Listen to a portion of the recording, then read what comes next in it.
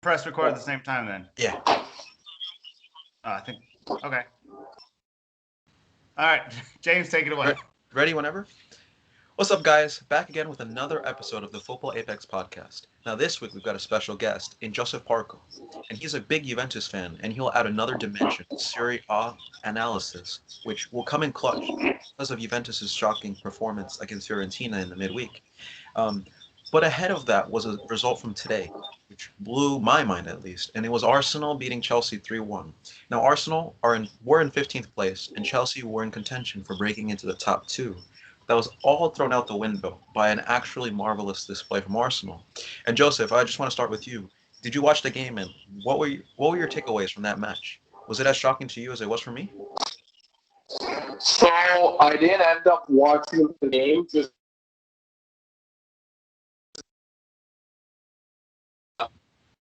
I researched about the game, and to me, it was absolutely insane. The result. I think it's crazy to me that Arteta played backups and still. I think there's something like they've won 2 or 3 games in a row without starting the majority of their starting 11. Very interesting, and we'll see how that plays out for the rest of the season for Arsenal. As for Chelsea, I don't know. I don't know if they should be performing better. That's for sure. And you, Elliot, what did you think of it? And if you have any sort of affinity towards either team, or was it just Premier League? Because we know that you love your Serie A and Bundesliga more than you love your Premier League. No, I mean, I trash the Premier League pretty much every week. I think it's a good league. I just don't think it's anywhere near the top. I think it's the third. I think Italy and Germany are quite clear. But I watched some of it. But first of all, I'm just happy for Arsenal fans because they've been through a hell of a season so far with everything that's gone on. But I also kind of loved it because of what I said about Chelsea just regularly. We've talked about this all the time. I said you cannot spend that much in the transfer the way they sort of handled their business and trying to sort of win the way by spending all this money that was just laying around after not being able to spend previously. And then after that, I mean, it was just it's one of those things where, I'm not surprised. I think they spent it poorly in the summer. I think they tried to put too many pieces in one place and really, to do what it was. And I just think good for Arsenal, but Chelsea is a problem because I just don't see them doing what their fans think they're capable of doing. Now, the thing that blows my mind is that Timo Werner was one of the most prolific Bundesliga strikers, but in the Premier League, he looks like an average player who should be playing for Aston Villa or Middlesbrough, which aren't even in the Premier League. Now, why do you think that he descended so much in quality? Is he being misused, or do you think it's just the culture? Should have won to Juventus. He should have won to Juventus. Tell us more about that, Joseph. Were you guys actually chasing him? Or was it just like a hypothetical possibility that you guys could get your hands on Timo Werner? No, it was a hypothetical possibility because Juve were just looking for a striker, and a lot of fans kind of flirted with the idea. So it was just a fantasy, to be honest. And if it was, it comes out. It was an actual rumors. Yeah. What would he have added that Morata is or is not? And as a Juventus fan, which one would you take even right now, even based on Werner's recent performances?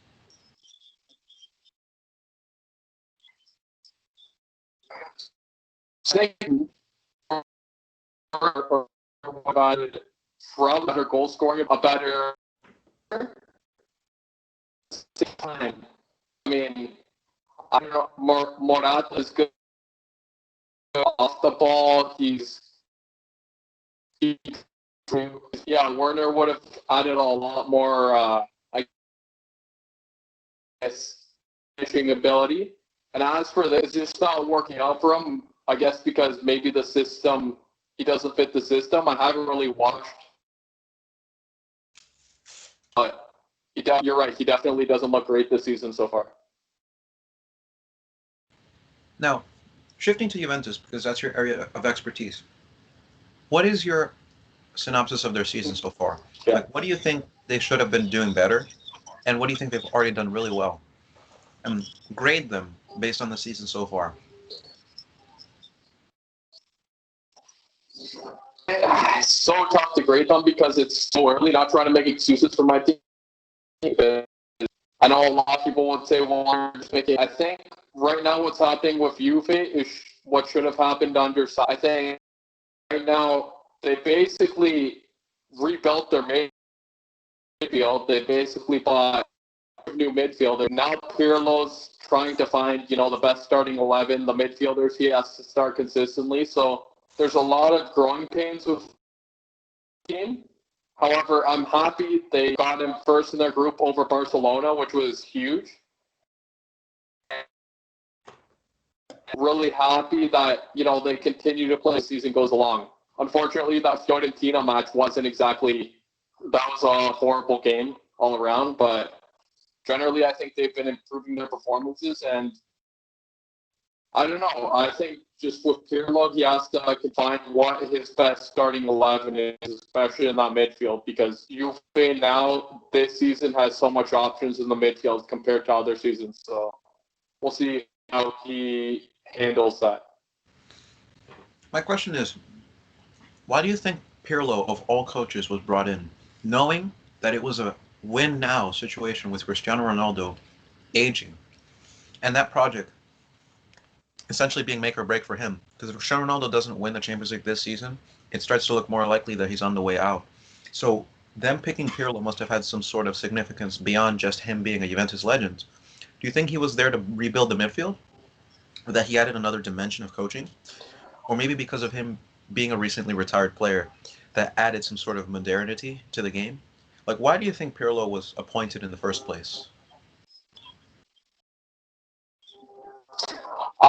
In all honesty, that really caught me off by surprise. So I'm not really sure. I'm sure he told Andrea Agnelli, which is the owner of Juventus. He also owns Fiat and Jeep and some other. He must have talked to him and got a good vibe from him as a coach. And then I guess he's an Italian soccer legend, so he'll get the most out of the players. I guess maybe.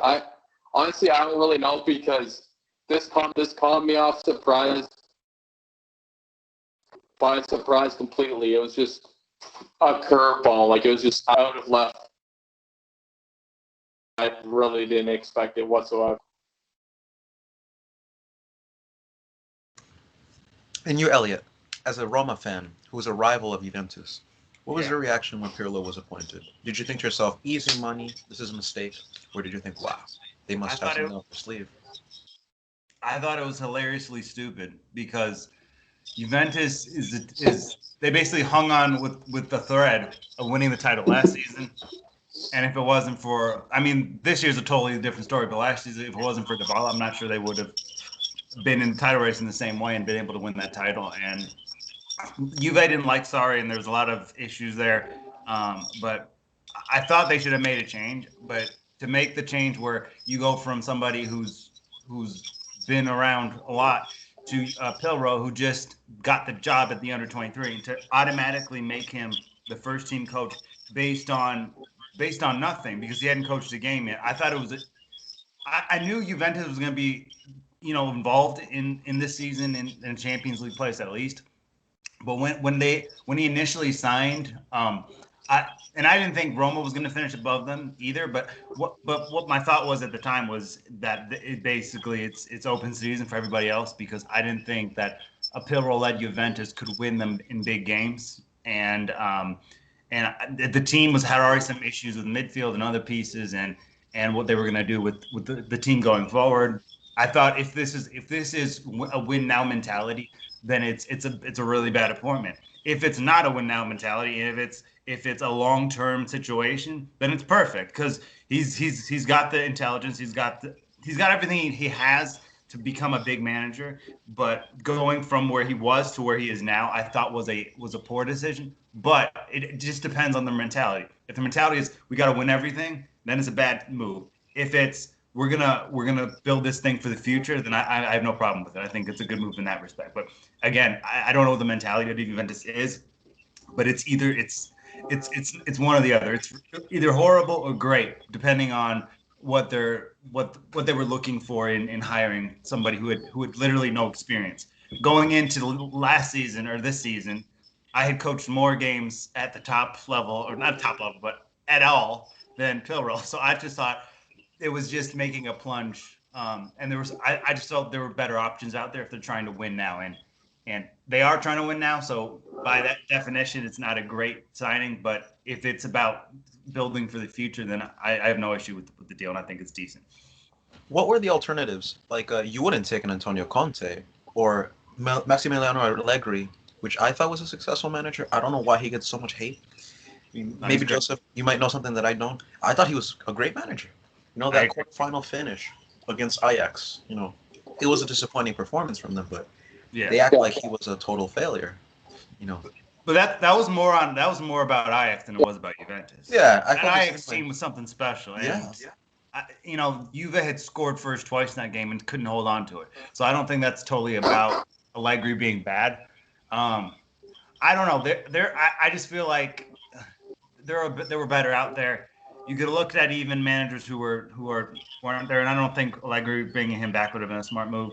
But they could go for Pochettino, who I think is a good manager who just recently got this job at PSG, and I don't know why it took that long. There are other players out, even like he's not well liked, but even like Spalletti, who, considering the situation he had to deal with at Inter, is not a horrible choice. And then you can keep on looking in other countries as well with other managers who don't have a job, who should have a job. And, you know, it's Juventus. You could have tried to get someone out of their current job to come there. And I just thought there were better options out there rather than making a plunge on somebody who was at this point was not proven. Same reason I don't want Roma to hire De Rossi as manager, because I think it's really hard to. It's risky business when you hire a club legend as manager, because then you can dethrone all the legacy that they built with certain people, and you know, I think that's just the crux of the situation. But it's just a difficult situation, and they did the best they could, and this was not the right move right now. In the future, maybe it's going to turn out to be the move of the century, but for the rest of the league, hopefully not. No, I'm kind of torn between like Zinedine Zidane and Carlo Ancelotti. I know that Real Madrid wouldn't be that keen on letting Zidane go, but if they fail horribly and he becomes on the market, would Juventus bite at that chance, at that opportunity? Like, Joseph, would you be happy with Zinedine Zidane? I think they would. Yeah, definitely be happy because he's a club legend, and also what he's done at Madrid speaks for itself. Ancelotti before, Benitez before, weren't able to win several Champions Leagues in a row. So I think his resume speaks for itself. Juve really should come, and they shouldn't, be picky. They should just go for him, make a good pitch, and see what happens. That would be a great appointment for sure. And I like that you mentioned Ancelotti. Oh, I mean, I baited you into that one, but I always felt like he had a very unceremonious exit from Real Madrid, because that treble-winning Barcelona side was one of the best teams of all time. And Real Madrid going trophyless on an occasion like that, I think you can forgive it. Same with Pellegrini in 2010, where it's like he had 96 points in the league and got 5 for them to appoint Mourinho, which was the right decision, but still I felt like that was harsh. I think.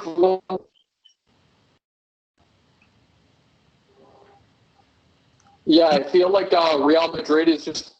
I mean, they're that type of that they're a club in football history, and they have certain standards. And if you're a manager and you don't meet those standards, they'll review you pretty quickly. Whereas Juve's a big club too, historically too, but they're a bit more picky with their managers. But I don't think that's worked out, because look at Real Madrid and the amount of Champions Leagues they've won lately. So. And Elliot, what do you think of that matter? Do you think that like Carlo Ancelotti, him being fired from Real Madrid in 2015 was the right decision? No, I don't. Um, I think it was harsh to fire him when people when they knocked him out just because they couldn't win a trophy in this era where Barcelona was dominant. If they fire him and sign someone else, I don't know if the story changes because James, you and me have talked about this. I don't rate Zinedine Zidane at all. I'm not going to say he's a fraud, like he's not a good manager. He's a perfect manager for a team that's pushing European football, but not for a giant. And yes, you have to give him credit for some of the stuff he did. I don't think they won the first one without him, but they definitely won the next two, regardless if it's him at Real Madrid managing or it's me. I mean, their team was loaded. The domestic was still dominated by Barcelona. But in the Champions League, when you have guys like Cristiano Ronaldo, Luka Modric, Toni Kroos, who've been there and done that, it's difficult to take them out. And I think that Ancelotti in those same situations probably could have done as good. Maybe they don't win the first one without Zidane because he was needed at that time. But I just don't think that.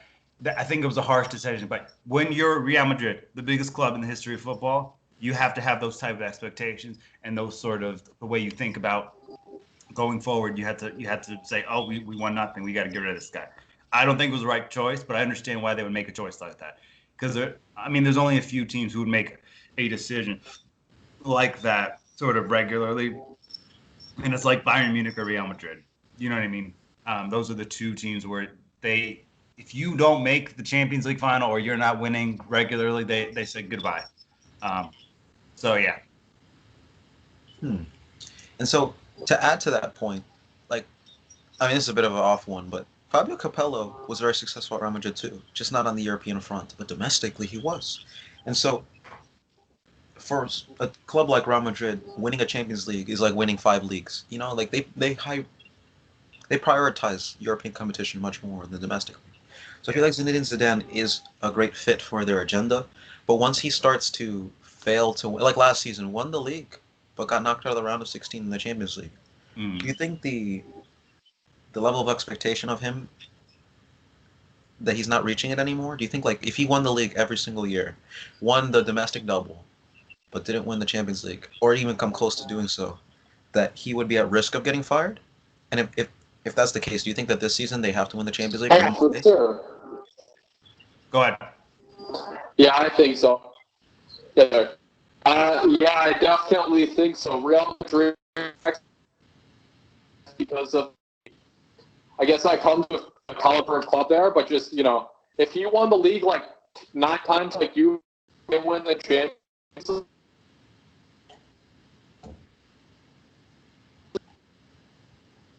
because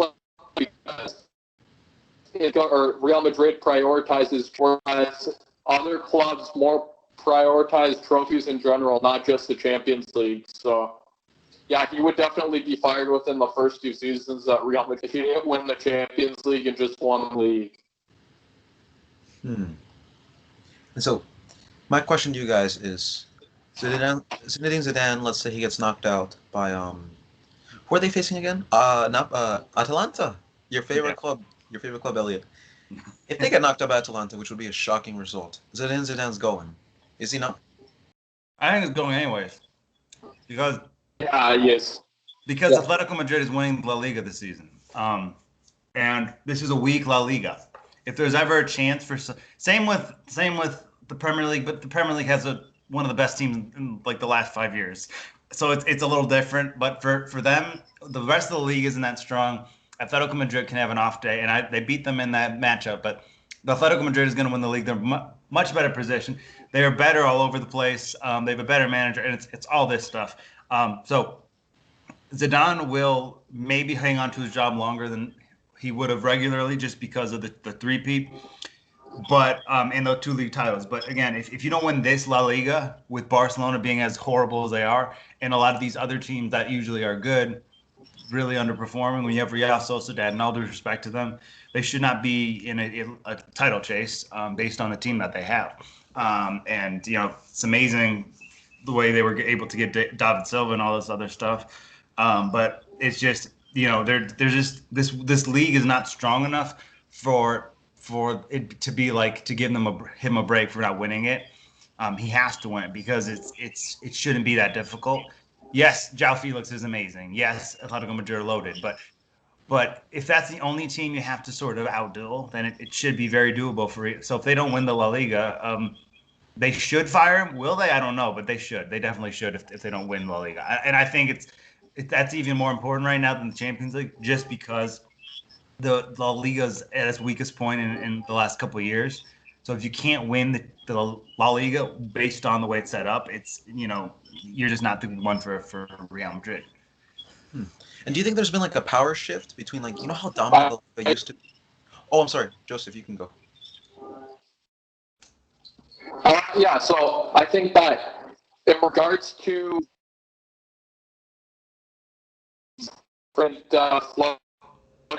likes him a lot, because if he didn't like him, he would be axed in less than a season because Florentino Perez and Matthew were. So I think he stayed there for a while. The president likes him, and he probably doesn't want to sack him because then once if you sack him, you're going to get a manager you don't like, and then you're going to get rid of that manager in half the season.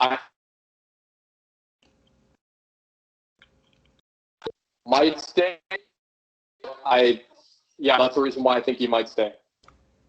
Yeah, I agree with that.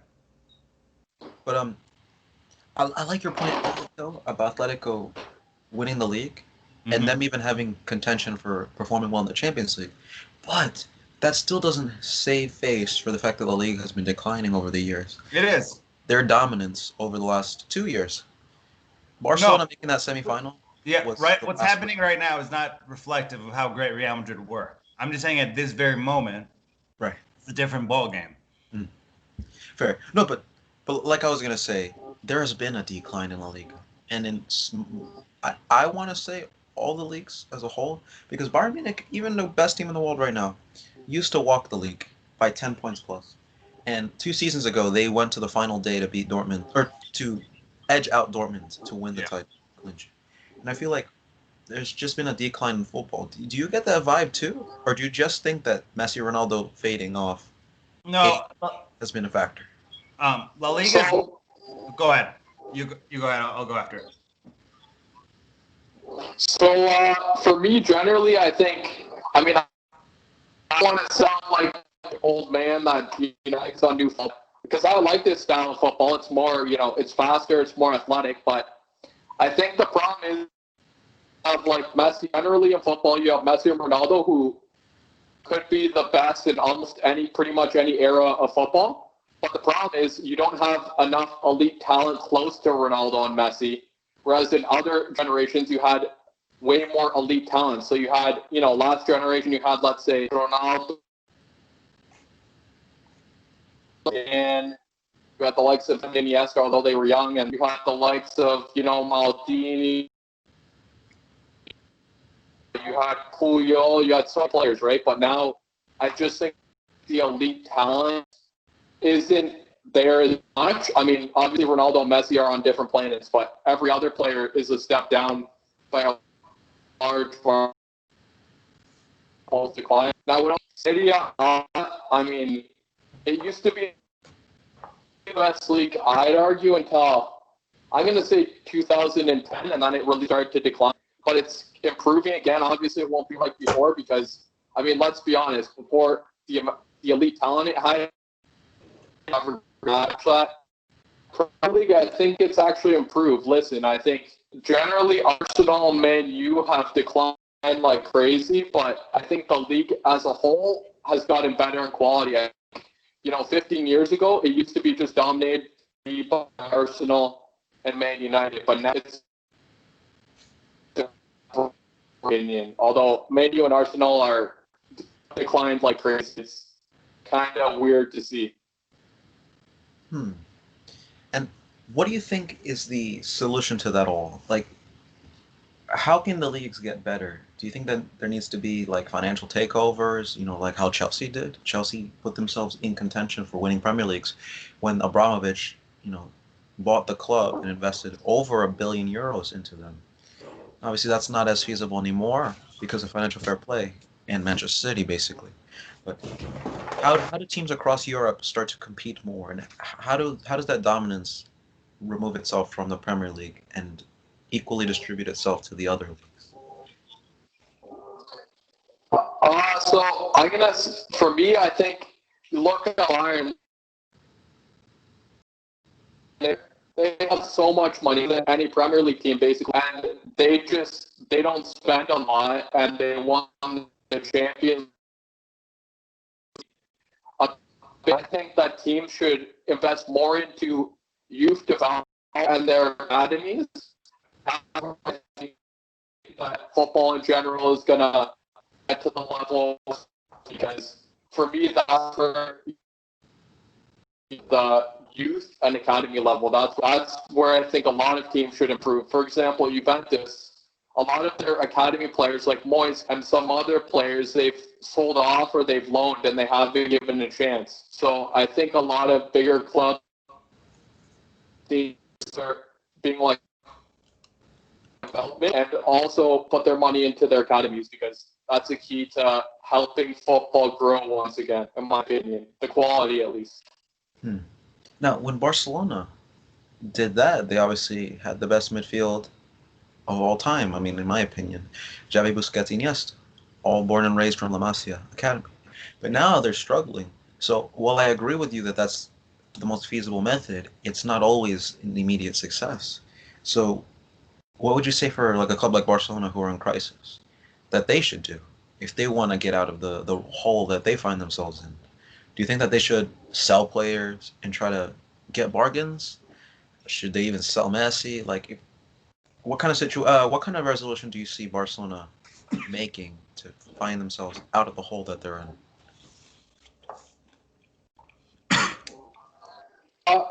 You could go first if you want.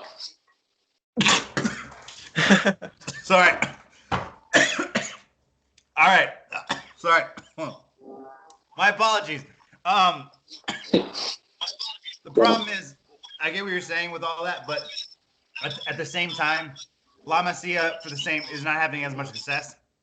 You're not having a lot of players come through the ranks and be contributing to the future Barcelona teams, which is putting Messi and others on a thin leash.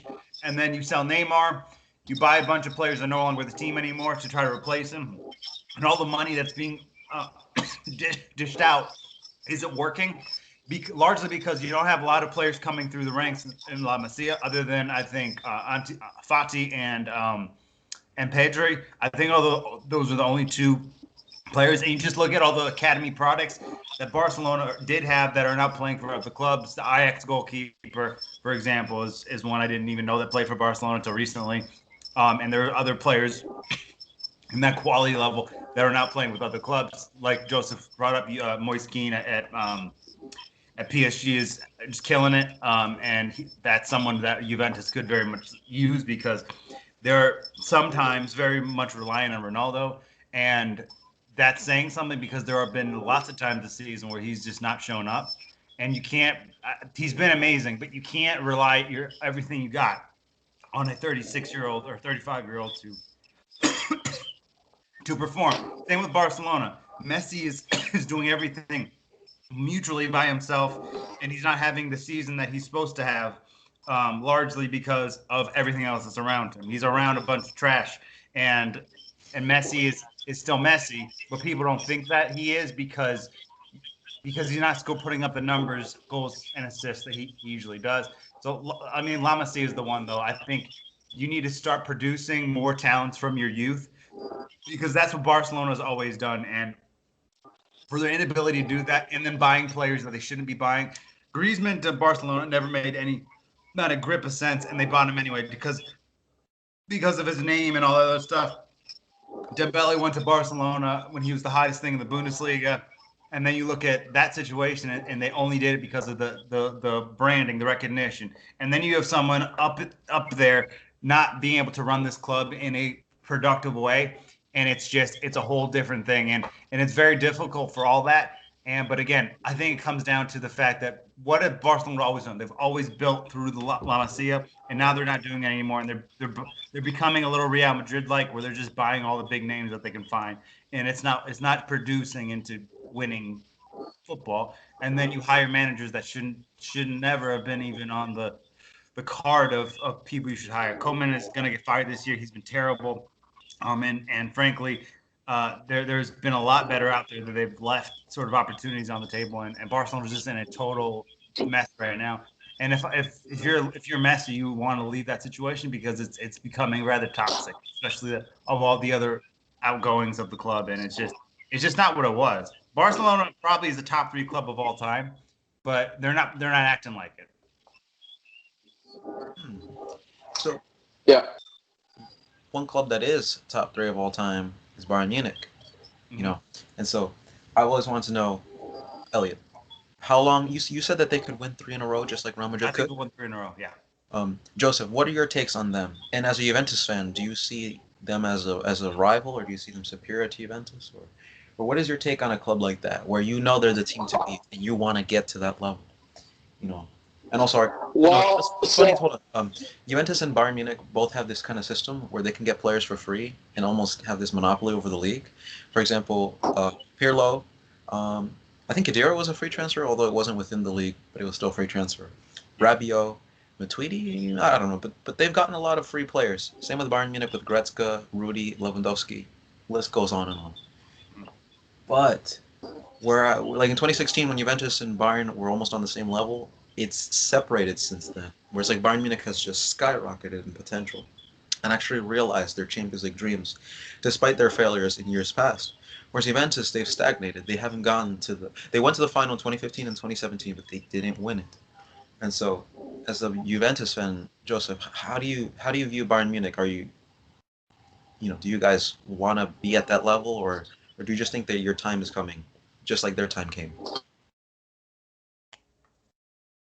So for me, I think that I want to be at their level. They're not a rival at all. They're definitely superior. And I love Canadian Alphonso Davies on their team. And I think you learn from Bayern Munich. I mean, Frank right now probably has the best scouting in the world. The fact that you get players for so cheap, good players, the last 2 seasons for 2009. They got James Rodriguez on loan with option to buy, which they never pursued. But they got James Rodriguez on loan, Real Madrid to do that, and then Coutinho on loan. And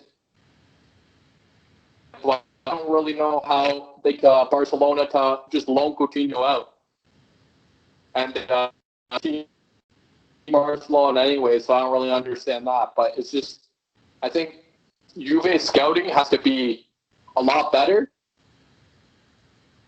I really admire Bayern because they're scouting another level. It's like Man U used to be. It's like a Milan used to be. It's like, Real Madrid used to be or Barcelona used to be. Their scouting is just world class, and so I think Juve should aspire to have better scouting.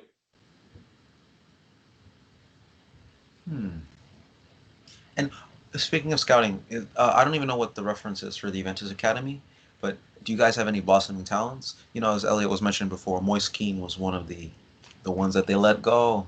I don't even know if he still is in possession of Juventus anymore. But is there any talents that are in the ranks that have potential to break into the first team at Juventus? We've seen some this year for Botta.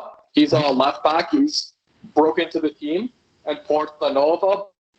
But the problem is, to me, they don't scream world-class potential. Sometimes I think a lot of these players for Juventus that used to play, like the Del Pieros and like other academy players, you saw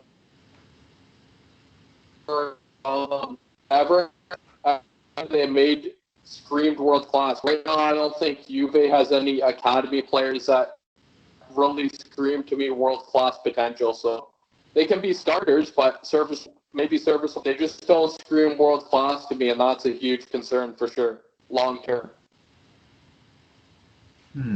Fair. And world class is one of those trigger words for Elliot, where it's like if you misuse it, oh no, something explodes in your face, you know.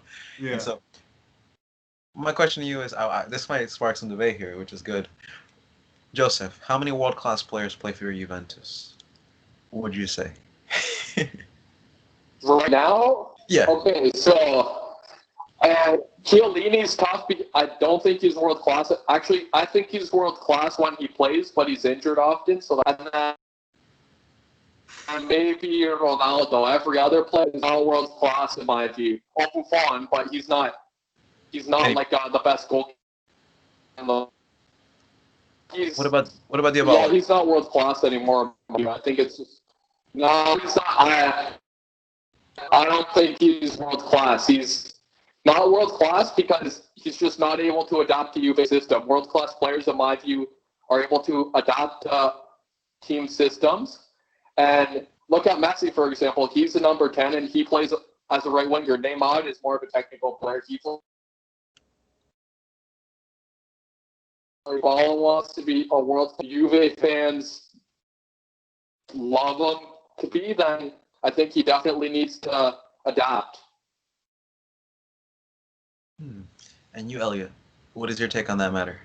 The internet has kicked my ass for this one.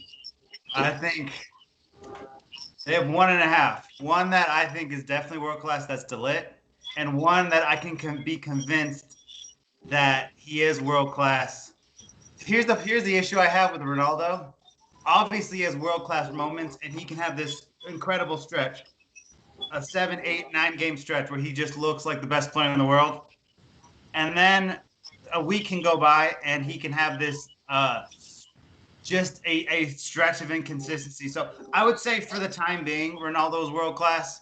But again, he's scoring the goals, and I'm not a stats guy. I don't care about goals and assists. I care about performances, and he's scoring a lot, and he probably still is at this point still world class. But I think he's fantastic what he's done at his age. He's one of the greatest goal scorers I've ever seen. I think he's a top 4 player of all time. So I actually love Ronaldo. So I don't like saying these things, but there's certain, I guess there's certain factors that sort of question whether he is, because it's more about him scoring goals and supplying. And obviously he's a big game player, but I just don't see enough consistency to say he's still. So I'd say this: he's world class, but he's no longer in that top 5 that everyone thinks he still is in. But he's fantastic. But again, I just think I think it's ridiculous to suggest that he's not showing age, because he is, and when he's at his best, he's absolutely phenomenal. But I look at it in the games when he's not playing well, and how long some of those streaks can last, where Ronaldo isn't playing the way we should play. But then again, then he can pop out of nowhere and have, like, I don't know, a stretch of games where he's just unbelievable. So it's hard to say. I would say at least 1, probably 2. That was not what I was expecting at all.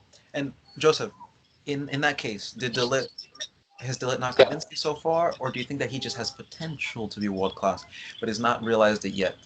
Or what is your evaluation of De Ligt so far in his Juventus career? So I'm a Serie A fan, and we're very picky on defenders here in Serie A as a Serie A fan, and I think he definitely has that world-class potential, and I think he'll reach out within a couple of years. I think world-class. I think sometimes people jump to conclusions and call people world-class. In a couple of seasons, he will be, but right now he just has a high potential to be. That's fair. And what about in the Serie A as a whole? How many world-class players in the league could you name? And if there aren't many, why do you think what is the reason behind that? Like Lukaku, for example. I don't know your evaluation. I don't think he makes it. No, not quite. Even at Inter, I actually don't think any of them. Despite them being a good unit, to be fair. Okay, so I would say, Ronaldo, Chiellini. I mean, I guess like Elliot would say, And Inter, I would say De Vrij, their best center back to me is world class. Koulibaly on Napoli is world class. And I would consider Lukaku class, but I know a lot of people don't think that. And I mean, I don't call Immobile world class just because team he tends to disappear, so I wouldn't consider him world class. Oh, Milinkovic Savic too on Lazio, but every other player to me is not world class. What about Donnarumma too? Donnarumma on has Samir Handanovic declined a lot? And Elliot, I'd like to know your take on this, but first, Joseph, do you think he was world class and is no longer, or was it just never? I think he was class for a few seasons, but he's definitely declined now. You can definitely see his positioning isn't the issue, but you could tell his hands aren't to be for a world-class goalkeeper. So my answer is yes, he was, but he isn't anymore. Back in the day, when you had Adriano, Shevchenko, Buffon, Ronaldo Nazario, even in the years prior, Baggio, list goes on and on, Joseph. Like, I know that you know. Why did it die off? What do you think was the reason that Serie A just declined? And then after 2010. Well, can I answer that first? Yeah, but I just want to add. Like, I remember when I was watching AC Milan with my dad, they beat Real Madrid in the group stages 3-2 away at the Bernabeu. And then they play Manchester United and lose 7-3 on aggregate, I believe, or 7-2 on aggregate. They lose 3-2 at home and 4-0. No, I think it was 7-2 on aggregate to Manchester United. And after that day, I just never thought that Serie A would prosper. And then that same exact season, Inter won the entire Champions League. And so then after that, they just slowly started declining until Juventus made the Champions League final in 2015 and 2017. So why do you think it just divots and deviates so much? Like, why do you think the Serie A can never be consistently like the best league or retain its world-class talent for long? Well, okay, so there was a really bad period. When after the scandal hit, we stopped getting the big players. They started going to the Premier League mostly, and then some other. So the scandal hit, and then there was just a transitional period where we were just trying to attract the best we could. There were a few signings a few years ago, or 5-6 years ago, that kind of brought the league back to life a little bit. Some young talent coming through and all that other stuff. And then all of a sudden it started getting better and better and better and started getting to this world-class league. But the reason it's not perceived as a world-class league is because of the perception of that it's all corruption, it's all scandalous, and it's all this, that, or the other thing. And Juventus wins the league X amount of times in a row. And I think people look at it as one team wins the league. It's not a good league. And that's not true. I think the Bundesliga is the best league in the world personally, and Bayern Munich have won that league 8-9 times. And if they win it again, it's not going to change my opinion on that being the best league in the world. So it's just the perception of how people view Serie A, because everyone has this idea of what it is without watching the games. But it's proven that it's changing because, as you and me talked, James, last week about the fact that the Bundesliga and Serie A are getting a lot of these hot transfer coming in, and a lot of people are leaving the leagues like the Premier League, the French League, and La Liga to come to Italy and Germany. And I think that's just proof that it's getting better. It's not quite what it was before, but I think it's fair to say all the leagues that we have now are not as good as they were during that 80 or 90 time period. But again, I think it's mostly because people are just letting the media tell you whether or not the Serie A is a good league or a bad league, and based on that, they make that assumption. And it's false perception that spreads. So now other people start thinking it's the same thing, and I think the perception is just it's not as good without people actually coming up and seeing the league and how good it actually is. It has been, at least. I'm not saying it's the best league in the world, but it's certainly improved massively since that sort of dark ages with the scandal and everything that followed that. And so, what do you think the projection of the Serie A is now? I like the direction AC Milan is going, but they're a Europa League team. and Inter aren't even a Europa League team, which I know Joseph must love because of the Yeah. Juventus and Inter. I love it too. So, but at the same time, you know, as a Juventus fan, Joseph, you must feel for your league. You might not want Inter to win anything, but at least have them hold the league up to a high standard. Because if Inter are struggling in Europe, then that kind of makes the Serie A look bad. So moving forward, do you think that they're going to be a Champions League contender? They're going to be back in the Champions League, and they're actually going to do well and actually get out of the group stages for once, and that the Serie A is on an upward spiral? Or do you think that it's just until like a team in the Serie A wins the Champions League, we can't necessarily say that there has been growth in the league? So I talked on my own podcast. I don't know what it is about Serie A, but I couldn't eat up anymore. Like I remember when I first started watching soccer, you had the Serie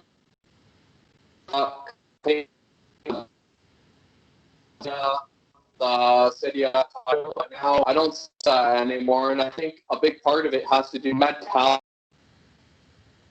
I think what Serie A lacks is a lot of man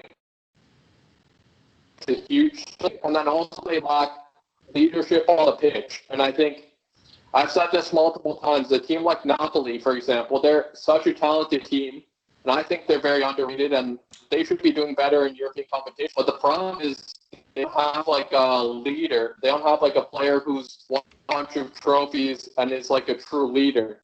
So I think that affects them a lot. And you know, you look at just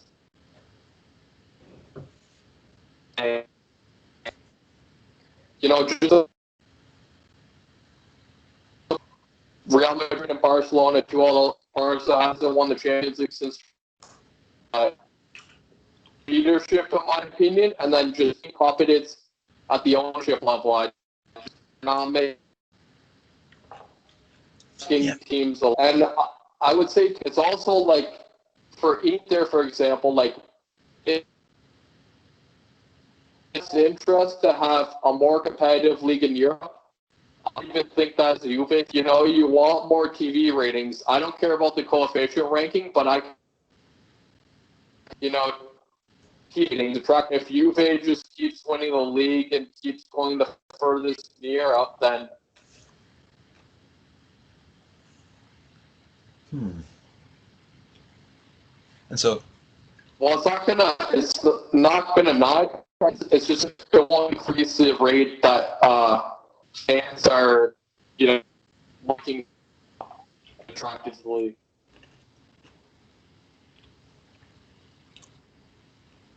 And so, Elliot,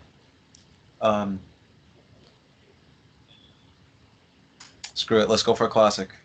I want both of you to say who do you think is going to win the Champions League this season and for what reasons. Elliot. First, Bayern, they're way better than everybody else. Done. But in 2016, was that not the case? In my opinion, it was. Yes, but the gap was smaller. The gap. Look, I think there's only one. There's two teams that can win the Champions League this year: Bayern Munich and PSG. Why PSG in it? Because they have the best player in the world, and they have all these other pieces that are amazing. Can PSG outduel Bayern in a one-game off? I think they can. Could they beat them over two legs? I think they can. But I think the problem with this is the gap between Bayern, PSG, and everybody else, I think, is ginormous. Bayern have so many depth of options in the back with Kimmich. Well, I guess Kimmich is kind of a midfielder, but with Davies, with Martinez, with Alaba, with Boateng still there, I believe, with Benjamin Pavard, with Sewell. I mean, they have so many back there. Up front, they have Müller, one of the best three players in the world. I mean, they have Lewandowski, who's scoring at an incredible rate this season. And they have creativity in the midfield. You got Serge Gnabry. You have, I mean, it's just like they have an unlimited amount of riches. They have a great coach. They're a great team that thrives on European competitions. And if it wasn't for the Real Madrid team of that era, they would have won easily that. And I think I just don't see a way someone beats them, because you have to think about this logically. What would a team need to do to stop them? who has the players to make them uncomfortable to do what they do, and it's only PSG because PSG outplayed them in that Champions League final and lost because they missed chances. And Bayern still beat them after playing badly. So I think PSG Bayern are the two. Although that PSG made a switch in manager mid-season, I think that it decreases the chance for PSG to go back up there and beat Bayern Munich in Champions League final. But I think um, I'm not particularly fond of Bayern, so it takes no pleasure in me saying this, but I think Bayern's the distance between like Bayern Munich and the next team that could challenge them, I think it's too big. And could a team beat Bayern on a one-off? Absolutely.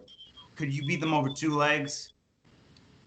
No, I don't think so. So I think Bayern will weed out all the good teams before they get to the final, and they'll end up as heavy favorites. And as long as they don't choke, I think they'll win it. And it's hard to say really, but this Bayern team doesn't seem to have that many holes, other than some spotty defending at times.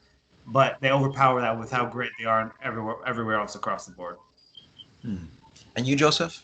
Do you agree? Yeah, yeah, I completely agree with Elliot. I think they're definitely heavy favorites, and like Elliot said, there's how can you stop them? Their team has pace, they have technicality. Their defending can be shaky at times, but there's not much teams that can exploit that defending because you're more worried about how they're going to ruthlessly attack you in your own half. So I just don't know if there's a solution to really stop them. I think you have to, if you're Juve, you have to call back, like a Lily Termin. You have to call back Ken Navarro. You have to just magically, you have to go back in the past and get some time, and then hopefully they can stop Bayern, which I think they would. But that's a different. But right now, no team I think can. Liverpool had their couple years, but unfortunately, I think it's been obvious Liverpool just lack a midfield. And even PSG would a lot in the midfield, and so I don't think there's any team that's within reach of Bayern. PSG might make the final just because they have also have a decent midfield and great defense. Bayern.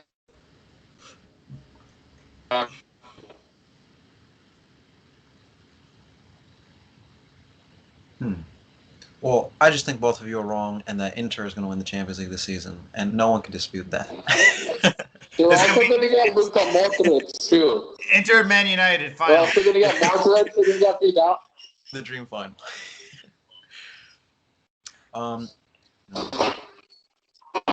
Elliot, one final point, right? Yeah. And let's just throw a spanner in the works. Do you think it would be a complete and utter disappointment if Bayern don't win the Champions League this season? Like a penalty shootout after a crazy two-legged tie, would that be forgivable? Or do you think that they have to go all the way? Again, if PSG beat them, I'm not going to discredit them or say that they're a bunch of chokers. But only PSG. If anyone else beats them, it's unacceptable. Because again, I've said this. We talked about this the other week. I think Neymar is the best player in the world. If Neymar has one of his days and he just does everything, because he does everything, and they lose to Neymar, a Neymar-led PSG, I'll give you that. You lose to Liverpool, I'm cutting your head off. If you lose to RB Leipzig, I'm cutting your head off. If you lose to anybody else, and I have respect for all these teams that I'm mentioning here, they're great, but they don't have enough of that greatness to outdo that team over there. So it won't be an utter disappointment, but if they go out to like Sevilla or something, or one of these teams that isn't supposed to, then it's a total embarrassment. Does Lazio fall in that category? What's that? Does Lazio fall in that category? So bad. I think it's going to be. They might get a goal in that. It's going to be like 4-1 and 7-1. I mean, if you've seen Lazio the last few weeks in Serie A, they don't look good this season. And to be honest, there was so much fortunate stuff that happened in that Champions League group, and it was just they drew 4 times in a pretty weak group outside of Dortmund. So if they can't beat I think they tied a bunch of times with Club Brugge. If they can't beat Club Brugge, how are they going to beat Bayern Munich? And even fully fitness, even if Mobley's swinging it, even if Savic and Alberto are at their absolute best, They could play. Bayern are just going to be. They're so much better than Lazio. It's not even. It's just like, as a fan, you want to have that challenge and you want to be challenged in the Champions League, but nobody was pleased with that tie if you're a Lazio fan, just because it's almost impossible, and I think it might actually be impossible. And I want to give football, anything can happen. But there's no way Lazio are going to take out Bayern Munich. I was thinking day one, match day one, didn't Lazio beat Dortmund 3-1? And that was a Dortmund with Holland. Now, as Serie A fans, you guys tell me, because I thought that Lazio could be a dark horse the way Atalanta appeared to be last season. Was that just a fluke win? Because they didn't even win their group at the end of it all. No, it's fluke. They drew 4 games. You can't tell me you're a great team if you're drawing 4 games. You had Club Brugge and Dynamo Kiev in your group. You should have beat them, both of those teams, twice. And when I talked about this with Joseph on this podcast, I had said to a Lazio's fans' face that they should smoke everyone except Dortmund. I thought they were going to lose 2 games, both to Dortmund. I thought they'd smoke everyone else, and they drew 4 games. They had more draws than wins. That's a problem. So it's just like, no. I mean, the Lazio fluke. It died last year because they were unable to win a league they should have won, and they just collapse at the end. If they don't collapse at the end, then maybe they have a chance to bring it back and try to win it. But no, it's how it ended last year, how it's been going this year. I mean, they've lost to Sampdoria, and all respect to Sampdoria, but that's not a team that should be. And then there's been lots of games they dropped and they shouldn't have. For 1 year, they were kings in Italy, in Rome even, for that one season where they were absolutely fantastic, and they should have won the league last year. As much as I wanted that not to happen, Juventus shouldn't have won the league. It should have been Lazio, just based on how their entire season. But they collapsed, and Juventus didn't, and you can't blame anybody for that except Lazio, because and then after that happened, it's just like the moves they made in the transfer market were a little silly. They weren't able to really attract anybody, and then they were basically they finished above Roma for the first time in 9 years, and then they had that one moment where they finished 4th but almost won the league, and now it's probably going to be a decade before they finish above Roma again, and they won't be in a title race for several years unless something happens. And I like Immobile, I like Alberto, I like Savic, and I like Lazari. I like people on this team. I think they need another coach. I think, and you can criticize me all you want for that. And they also need just better players, because I think Inzaghi's a good coach, but if they're really going to challenge anything, they need a little bit better. They need something different, in my opinion. I think he's done a great job, and Inzaghi should be able to get a big job if they let go of him. But there's just certain parts of this Lazio team that it doesn't appear that they're on a trajectory to become a dark horse in the next couple of years, unless they end up signing someone absolutely massive. Do you think Lazio's only hope in this tie is just to try to teach teams what Bayern Munich's vulnerabilities are? Because Bayern do concede goals. It's just Lazio might not be able to get them. Yeah, I think that I don't think they will. Go ahead. So the problem with Lazio versus is Immobile, I think, is going to get completely new fast, and he relies on the through player. They have Sanders back there, and I just don't see him getting behind often against this team. I think the only solution I might have to win or make it close is for Lazio just to park the bus, and hopefully you can counterattack and get a goal or two. If you try to attack, you're going to get overrun midfield. You're going to get overrun anywhere. But I just don't see them even. Okay, they could park the bus, but their defense is leaky, so that's a big issue. And then we'll park the bus, and they won't be able to counterattack because Bayern's going to drop them in their own half because Bayern has way more pace. So it's one of those matches for Lazio where it's like, they lose and they're not favorites, so whatever happens. I don't think Lazio fans are saying we should win this tie, because it's pretty clear that I don't think they will. Although anything can happen. Hockey movie, The Miracle at Lake Placid, and that. But I just don't think. I don't think Lazio has the tools to beat Bayern whatsoever.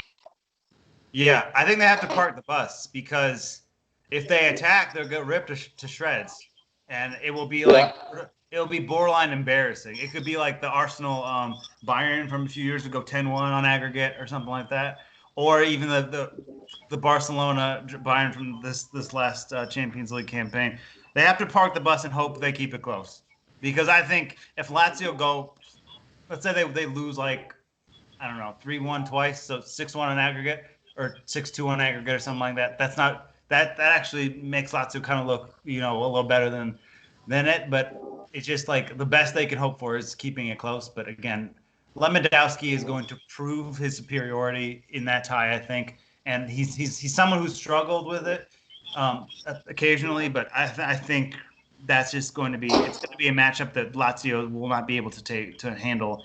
And if they have to park the bus to try to keep it close, but because if they try to play the way they do and they try to attack, they'll get just wiped off the floor, and it'll be borderline embarrassing. And as much as I'd love Lazio to get ripped apart in this tie, I want it somewhat not close, but I want it not humiliating. So if they lose like 7-3 in aggregate, I don't think that's humiliating. But if they lose 6-0 and 6-0 and they lose 12-0 in aggregate, no, you know what? Actually, that would make me laugh. But just for the sake of the league, I think it would be better if it's not a total blowout. But I'm okay with blowout. But I'm just saying. Here's the thing. Like I was thinking the same thing with Chelsea last year. But you're okay, but you're not okay. Yeah. No, I mean like Bayern don't disappoint. Like they will destroy teams. They are a very safe bet every single time. So on a serious note, I think you guys are absolutely right. I think they're gonna go all the way because confidence is something that these Germans they always have, And now that they actually have, backed it up with success in the Champions League, not just any success, they won every single game and beat Barcelona. They actually kind of destroyed Barcelona legacy-wise. They almost. And I think not everyone takes this into account because this is just an opinion that not everyone share. But I think the fact that they're playing in the best league in the world helps them because they're already the best team in the world. And if you're challenged by the best teams, and this is just my opinion, then it makes them even stronger because they're struggling against some teams. They lose some close games in the Bundesliga. They get held by certain teams. But I think the quality of the Bundesliga also helps them a lot because they have some good teams in there, and they can rip apart anybody because they're dealing with tough challenges pretty regularly, and they're almost unbeatable. Because I'm trying to think outside of PSG, I don't think there's a team out there that can beat them. And the only reason I say PSG is because they have Neymar. If they don't have Neymar, I'm not even entertaining this possibility. Wait, Joseph, what does scherzo mean? Scherzo in Italian. Like joke? Like Scherzo? Scherzo? Yeah, a joke. So it's like ditemi che un scherzo. Basically, like they're. Yeah. I'm looking at the Bayern Munich Lazio tie on their Instagram, and some people are like, "We're gonna pass with no problem, flying colors." Yeah. No, there's no hope. And yeah, like you guys. Let me translate. Mm-hmm. What it's saying. Mm-hmm. So it said, "Ditemi che è un scherzo, per piacere."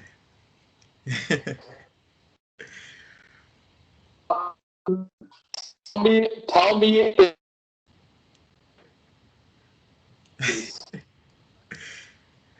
Oh. So, Elliot. Yeah.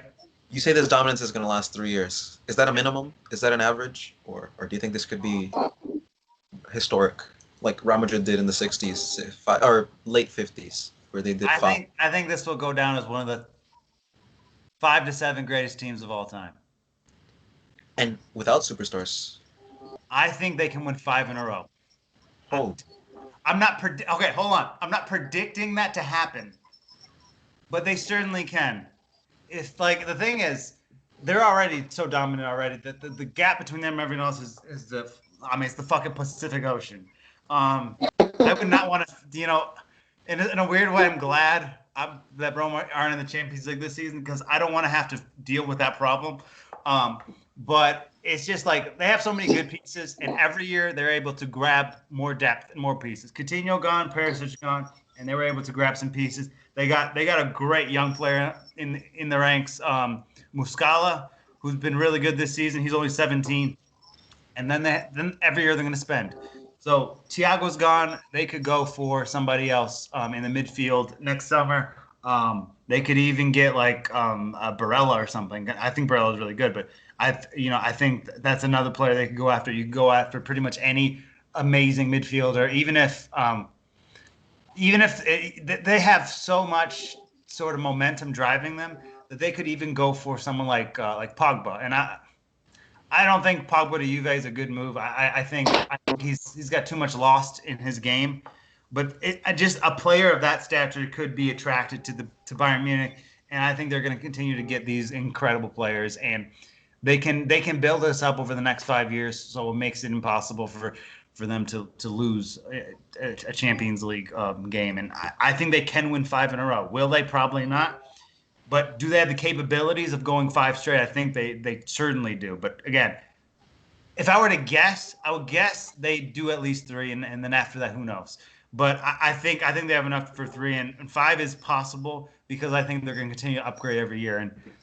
And there's some young kid that like Holland, maybe not Holland because that kid's an animal, but there's someone out there that we don't know about yet that's going to come through the next few years and is going to hit the ground running, and then Bayern are going to sign him and it's going to be over. So Erling Haaland, I'm predicting it. No, I don't think they'll get Holland, but I think that they will. There's always a few youngsters that come through that are just amazing, and we're on the edge of our seats. Where he's going to go? Where is he going to go? Bayern Munich will. If in the next 5 years there's 3 outstanding youngsters that sort of go through everything, then it's going to be difficult to overtake them back rather. I just know that Bayern Munich will finally eclipse AC Milan this decade. I know it's for a fact. Yeah. That gap of 7 to 5 is closing in. They've only got 1 left to win. Right. And although Liverpool had that period where it seemed like they could be the ones to finally break into second place of all time, I think Bayern Munich have just set the new standard. And on that note, this has been one of the most fun and like unique, eccentric episodes. It had everything, guys. Like Serie A, Bundesliga, Premier League, and if there was more melodramatic, games out there this week, we would have definitely discussed much more. But I really enjoyed this episode, and Joseph, it's been a pleasure having you, man. If only we could have these in person for sure. But that's something to look forward to. Definitely. In the future. For now, this has been James. Thank you for having me on. It's a pleasure. Yeah, no problem. Of course. And this has been the Futbol Apex podcast. We'll catch you guys next week.